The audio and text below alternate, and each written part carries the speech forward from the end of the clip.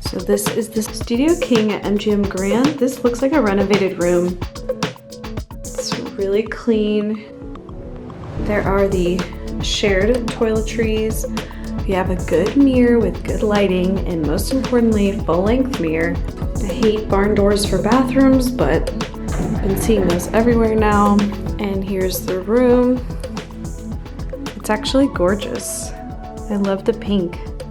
The mini bar we do not touch. You can't use this fridge because they'll charge you $50. So many mirrors though. I love it. I like this one. They got the safe. This mirror is super cool. It's kind of girly. I love it. Good first impression, MGM Grand. I love these little seats.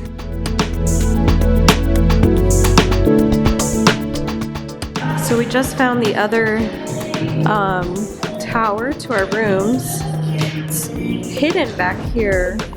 Take a left when you come in from the street.